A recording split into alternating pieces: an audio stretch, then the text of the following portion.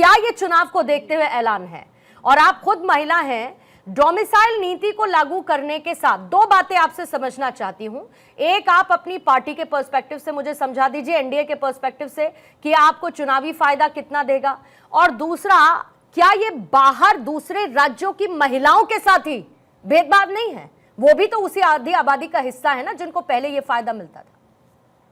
नहीं, देखिए, ये जो कह रहे हैं कि चुनावी मुद्दा है और चुनाव के समय, तो ये तो 2015 के बाद से ही बिहार में लागू है। 35% आरक्षण, चाहे वो एक प्यून के वैकेंसी में हो, चाहे ऑफिसर के वैकेंसी में हो। बिहार सरकार में जितनी भी नौकरियां हैं उसमें 35% आरक्षण पहले से लागू है।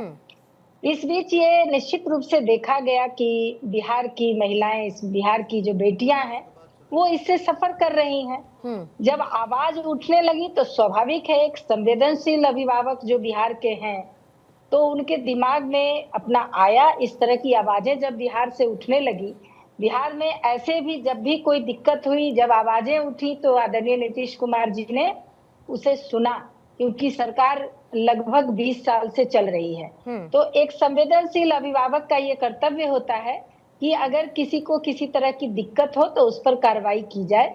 और इसी के तहत जो पहले से आरक्षण था, क्षैतिज आरक्षण, उसको डोमिसाइल नीति के तहत सिर्फ बिहार की बेटियों के लिए ये आरक्षण किया गया। और ऐसे भी किसी भी तरह के आरक्षण जो है वो किसी भी राज्य में वो अपने राज्य के लिए होते हैं।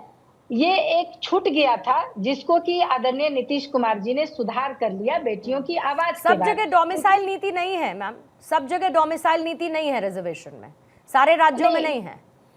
नहीं, किसी भी, यहाँ बिहार में तो है। कोई भी अब है जातीय आरक्षण जो नहीं, पहले भी नहीं, सरकारी नौकरियों में जो रिजर्वेशन है उसको लेकर तो अब है ना। नहीं, बिहार राज्य में जो भी आरक्षण लागू है, किसी भी स्कूल में एडमिशन में, चाहे बिहार सरकार में जितने भी सर्विस है, उसमें अगर बाहर के राज्य के जो भी अप्लाई करते हैं तो उस जातीय आरक्षण में उनको आरक्षण नहीं मिलता है, किसी भी तरह के आरक्षण में। तो इसलिए ये भी बिहार के लिए ही सिर्फ 35% आरक्षण का था, जिसमें एक ये छोटी सी त्रुटि थी कि इस आरक्षण के तहत दूसरे स्टेट की भी बेटियां इसमें भाग लेती थी। लेकिन यहाँ की बेटियों के आवाज के बाद आदरणीय नीतीश कुमार जी ने इससे सुधार कर और बिहार के बेटियों के लिए ही इस आरक्षण में डोमिसाइल नीति के तहत लागू किया। ठीक है।